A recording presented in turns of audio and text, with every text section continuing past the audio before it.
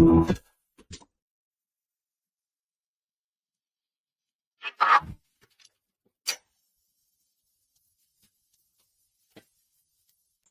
போற தெய்வங்களுக்கு வணக்கம். இந்த வீடியோ எதுக்காக அப்படின்னா, நான் புஷ்பா 2 ரிவ்யூ போடும்போதே சொல்லியிருந்தேன். அந்த படம் ஒரு உண்மைக்கு நெருக்கமான ஒரு சம்பவம், ஒரு ஒரு பெரிய அரசியல் மாற்றத்தை நிகழ்த்தின படம் அப்படின்றத நான் சொல்லியிருந்தேன். அது நான் அதுக்கப்புறமா சொல்றேன்னு சொல்லியிருந்தேன். ஸோ அது தனியா அந்த வீடியோல சொல்ல முடியல. அது ரொம்ப பெரிய வீடியோ. அதுவே ரிவ்யூவே கிட்டத்தட்ட 20 நிமிஷத்துக்கு மேல போயிட்டனால, ஸோ அத தனியா நான் இப்ப பேசலாம் அப்படின்னு நான் உங்களுக்கு சொல்ல வரேன். கிட்டத்தட்ட 2003, 2004 இந்த டைம்ல பாத்தீங்கன்னா, ஆந்திராலே ஒரு மிகப்பெரிய ஒரு ஒரு அலை ஒண்ணு ஓடுது. எப்படி தமிழ்நாட்டுல சந்தன கடத்தல் வீரப்பன் ஒரு மிகப்பெரிய ஒரு அலைய உருவாக்குனாரோ, இந்த சந்தன மர கடத்தல்ல. அதுபோல ஆந்திரால கங்கி ரெட்டி அப்படிங்கிற ஒரு மிகப்பெரிய ஒரு செம்மர கடத்தல்காரர் ஒருத்தர் இருந்தாரு. 2003, 4 வாக்குல இந்த செம்மர கடத்தல்ல ஒரு மிகப்பெரிய பேர் போன ஒரு ஆளு. ஆந்திரா பக்கம் போலீஸ் ஸ்டேஷன்ல, அதாவது ராயலசீமா, குண்டூரு, சித்தூரு இந்த மாதிரி ஏரியாக்கள்ல பாத்தீங்கன்னா இவருடைய பேர் இல்லாத ஸ்டேஷனே இருக்காது. அப்படிப்பட்ட ஒரு ஒரு மனிதர் இந்த கங்கி ரெட்டி அப்படிங்கிறவரு. இவர் ஏன் இந்த செம்மர கடத்தலுக்குள்ள வந்தாரு அப்படிங்கிற ஒரு அந்த விஷயமெல்லாம் நமக்கு சரியா யாருமே சொல்லல. பட் அவரு 2003ல அப்போ ஆந்திர முதலமைச்சரா இருந்த சந்திரபாபு நாயுடுவையே ஆஹ் அவருடைய காரை கண்ணி வெடி வச்சு தகர்க்க ட்ரை பண்ணாரு அப்படிங்கிற ஒரு விஷயம் அப்போ ஒரு மிகப்பெரிய பரபரப்பு உண்டு பண்ணுச்சு. நல்ல வேளையா அந்த கார் ஒரு புல்லட் ப்ரூஃப் கார். ஸோ அது எந்த அளவுக்கும் சேதாரம் கொடுக்கல. அதனால சந்திரபாபு நாயுடு அப்ப தப்பிச்சிட்டாரு. ஸோ ஒரு கரண்ட் சீஃப் மினிஸ்டரா இருக்கக்கூடிய ஒருத்தரையே பாம்பு பிளாஸ்ட் பண்ணி கொல்லக்கூடிய அளவுக்கு ஒரு ஒரு ஆள் போயிருக்காரு அப்படின்னா, அப்ப அவருக்கும் இவருக்கும் என்ன சம்பந்தம்?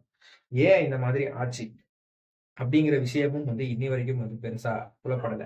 பட் நீங்க படத்தை பார்த்தீங்க அப்படின்னா, நம்ம புஷ்பா ஒருத்தரை சிஎம் ஆக்குறாரு. அந்த சிஎம் உடைய பேர் சித்தப்பா நாயுடு. அதாவது நம்ம ராவ் ரமேஷ். அந்த ராவ் ரமேஷ் எப்படிப்பட்டவர் அப்படின்னா, புஷ்பா சொன்னா அவர் செய்வாரு அப்படிங்கிற மாதிரி ஒரு ஒரு ஆள் தான் அவரு. ஆல்ரெடி சிஎம்மா ஒருத்தர் இருக்கிறாரு. அந்த சிஎம் இவருக்கு போட்டோக்கு போஸ்ட் கொடுக்கல அப்படிங்கிறதுக்காக இவரு அந்த புஷ்பா அந்த சித்தப்பா நாயுடு கிட்ட கேட்கிறாரு, நீ எல்லாம் என் கூட போட்டோ எடுப்பியா அப்படின்ட்டு. நான் சிஎம் ஆனா என்னப்பா, வளைச்சு வளைச்சு நீ என் கூட போட்டோ எடுத்துக்கோ அப்படின்னு சொன்ன அந்த ஒரு காரணத்துக்காக இவரு அவரை சிஎம் ஆக்குறாரு. ஆனா இந்த படத்துடைய கிளைமேக்ஸ் முடியும் போது அதே சிஎம் என்ன பண்றாருன்னா, மேலிடம், அதாவது சென்ட்ரல் கவர்மெண்ட்ல இருந்து வர ஒரு ப்ரெஷர்னால புஷ்பாவையே அந்த பொண்ணை கடத்தின அந்த பையனெல்லாம் நீ விட்டுடு அப்படின்னு சொல்லும்போது, இவரு அந்த சிஎம்ஏ எதிர்க்கிற மாதிரி ஒரு சீன் வச்சிருக்காங்க. நீ எல்லாம் என்னடா சிஎம் அப்படிங்கிற மாதிரி ஒரு சீன் அங்க வச்சிருந்தாங்க. ஸோ இதையெல்லாம் பார்க்கும்போது இந்த எழுத்துக்கள்லாம் உண்மைக்கு நெருக்கமான ஒரு எழுத்துக்களா இருக்குமோ அப்படிங்கிறது இந்த கதைக்கும், உண்மையான கங்கி ரெட்டி ஏன் சந்திரபாபு நாயுடுவை கொலை பண்ண ட்ரை பண்ணாரு அப்படிங்கிற அந்த விஷயத்தையும், இந்த பக்கம் இந்த படத்துல இவங்க காட்டுற இந்த விஷயத்த உண்மையிலே கனெக்ட் பண்ணணும்னு தான் தோணுது. ஸோ அந்த அளவுக்கு தான் அந்த கதை எழுதப்பட்டிருக்கு அப்படிங்கிறதையும் இந்த படம் பார்க்கும்போது நமக்கு தெரிய வருது. அது போக இந்த படத்துல நிறைய கேரக்டர்ஸ் உடைய நேம்ஸ் அவங்க எழுதியிருக்கிற விதம், அந்த வெங்கட்ரமணா ரெட்டின்ற ஒரு கேரக்டர் உண்மையிலேயே கங்கி ரெட்டி அப்படிங்கிற ஒரு இந்த வாழ்க்கையில அப்படி ஒரு கேரக்டர் இருந்திருக்கு. ஸோ இந்த மாதிரி இந்த படம் நடிகளும் இவங்க எழுதின நிறைய கேரக்டர்ஸ் அந்த கங்கி ரெட்டியோடைய லைஃப் டிராவல்ல அந்த கேரக்டர்ஸ் எல்லாமும் இருந்திருக்கு. இதுதான் உண்மை. அதுக்கப்புறம் ஆந்திராவின் ஒரு இருட்டான ஒரு பக்கம் அப்படின்னு நம்ம சொல்லலாம்.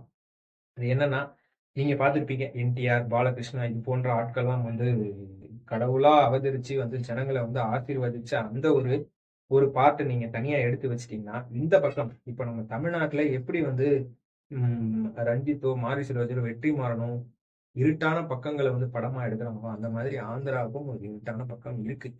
அதுதான் இப்ப தெலுங்கானா அப்படிங்கிற ஒரு ஊரா பிரிஞ்சதுக்கான காரணமே அதுதான். இந்த நக்சல்பாரி அப்படிங்கிற அந்த விஷயம் இருக்கு பாத்தீங்களா, அவங்க நல்லதுக்கு பண்ணாங்களோ கெட்டதுக்கு பண்ணாங்களோ, பட் உயிரை கொல்றது அப்படிங்கிறது ஒரு அது நமக்கு உரிமை இல்லாத ஒரு விஷயம் தான். பட் அது மக்கள் போராட்டத்துக்காக அவங்க பண்ணாங்களா அப்படிங்கிறது தெரியல. பட் இந்த நக்சல்பாரி அப்படிங்கிற அந்த விஷயம் தெலுங்கானா அப்படிங்கிறது அந்த மாநிலம் பிரியறதுக்கான காரணமே அந்த விஷயம் தான். ஸோ இந்த நக்சல் பாரிஸ் எதுக்காக உருவானாங்க, யாரால உருவாக்கப்பட்டாங்க அப்படிங்கிறதெல்லாம் இந்த படத்துல பெருசா காமிச்சிருக்காங்களா அப்படின்னா இருக்கு. இந்த புஷ்பா அப்படிங்கிறவர் அந்த சிண்டிகேட்டுக்கு எப்படி தலைவர் ஆகிறாரு அப்படின்னா, ஆல்ரெடி மினிஸ்டரா இருக்கிற கட்சியில இருக்கிற ஒருத்தர் அவரை கைக்குள்ள போட்டுக்கிட்டு தான் வந்து அவருடைய வேலைகளை வந்து அவர் பண்றாரு. ஸோ அரசாங்கமே தான் வந்து அவங்கள வந்து மேல ஏத்துறதும் அண்ட் அரசாங்கத்துக்கு வேணாம் அப்படிங்கிற அந்த கட்டத்துக்கு வந்ததுக்கு அப்புறம் அவங்கள வந்து என்கவுண்டர் பண்றதும் இது வந்து தமிழ்நாட்டுல மட்டும் நடக்கல, உலகத்துல எல்லா இடத்துலயும் நடந்துகிட்டு தான் இருக்கு அப்படிங்கிறதுக்கும் இந்த கதை ஒரு உதாரணம் அப்படின்னு நான் சொல்லுவேன். அண்ட் இந்த கங்கி ரெட்டி அப்படிங்கிறவரு இப்போ என்ன ஆனாரு அப்படின்னு நீங்க கேட்டீங்கன்னா, அவரு ஒய்எஸ்ஆர் காங்கிரஸ்ல ஒரு பதவியில இருந்திருக்கிறாரு. நம்ம ஜெகன்மோகன் ரெட்டியுடைய அமைச்சரவையில அவர் அமைச்சராக இருந்திருக்கிறாரு அப்படிங்கிறது இப்பதான் வந்து நான் படிச்சு தெரிஞ்சுக்கிட்டது. ஏன்னா அந்த ஆந்திராவுடைய அந்த பாலிடிக்ஸோ இல்ல அதுல யார் யார் அமைச்சரா இருக்காங்களோ தெரிஞ்சுக்கிறதுக்கு நமக்கு அவசியம் கிடைக்கல. பட் இந்த புஷ்பா 2 படத்துக்கு அப்புறம் இந்த கங்கி ரெட்டி யாருன்னு தெரிஞ்சுக்க போகும்போது ஒய்எஸ்ஆர் காங்கிரஸ்ல அவர் ஒரு மெம்பரா இருந்திருக்காரு. அது ஏன் அப்படின்னு கேட்டீங்கன்னா, உங்களுக்கு நல்லாவே தெரியும். நான் ஆல்ரெடி சொல்லிட்டேன். சந்திரபாபு நாயுடுவை அவர் வந்து கொலை பண்ண ட்ரை பண்ண ஒரு ஆள் அப்படின்ற ஒரு கேஸ் அவர் மேல இருக்கு. ஸோ அவர் வந்து அந்த கட்சிக்கு போக முடியாது. ஸோ அவருக்கு ஆப்போசிட்டா இருக்கிற அந்த கட்சியில வந்து அவர் சேர்ந்து கிட்டத்தட்ட ஒரு மினிஸ்டர் ஆகி அண்ட் இப்போ கூட அவருக்கு மேல ஏதோ ஒரு அக்யூசியேஷன் போச்சு. அது என்ன அப்படிங்கிறது எனக்கு சரியா தெரியல. பட் நீங்க நியூஸ் ஏதாவது ஆர்டிகல்ஸ் இருந்தா அது வந்து எடுத்து படிச்சு பாருங்க.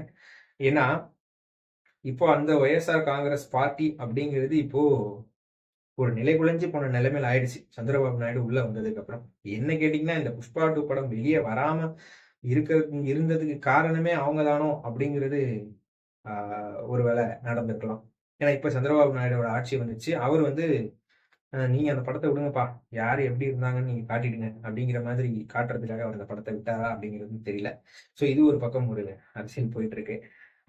ஸோ இவ்வளவு விஷயங்கள் இந்த படத்தை சுத்தி நடந்துகிட்டு இருந்தாலும் இந்த படம் இன்னைக்கு கிட்டத்தட்ட உலகமே வந்து வியந்து பார்க்குற அளவுக்கு ஒரு ஒரு வசூல் சக்கரவர்த்தி படமாக வந்ததுக்கு முக்கியமான காரணம் இந்த படத்துடைய இயக்குனர் சுகுமார் தான். ஸோ அவருடைய எழுத்துக்கள் தான் காரணம். அவருடைய ஸ்கிரீன் பிளே உண்மையிலே வந்து ஒரு மேஜிக்கான ஒரு ஸ்கிரீன் பிளே தான் அப்படின்னு நான் சொல்லுவேன். ஸோ நீங்க புஷ்பா 2 படத்தை பார்க்க விரும்புறீங்க அப்படின்னா தாராளமா போய் பாருங்க. ஆனா அந்த படம் உண்மையிலேயே கங்கி ரெட்டி அப்படிங்கிற ஒரு ஒரு நக்சல்பாரி இயக்கத்தை சேர்ந்து கடைசியில வந்து ஒய்எஸ்ஆர் காங்கிரஸ்ல ஒரு அமைச்சர் பதவி வகிச்ச ஒருத்தருடைய கதை தான் அப்படிங்கிறது அந்த படம் பார்க்கறதுக்கு முன்னாடி நீங்க தெரிஞ்சுக்கிட்டு போங்க. இன்னமும் இந்த படம் சுவாரஸ்யமா இருக்கிறதுக்கான வாய்ப்பு இருக்கு. ஏன்னா இவங்க புஷ்பா அடுத்த பாகமும் இவங்க எடுக்க முயற்சி பண்ணிக்கிட்டு இருக்காங்க, இந்த ரேம்பேஜ் அப்படின்னு சொல்லிட்டு. ஸோ அதுல இவர் எந்த அளவுக்கு போவாரு அப்படிங்கிறது நமக்கு இன்னும் தெரியல. ஸோ அது பொறுத்து இருந்துதான் நம்ம பார்க்கணும். ஸோ இதுதான் நான் சொல்ல வந்தது இந்த வீடியோல.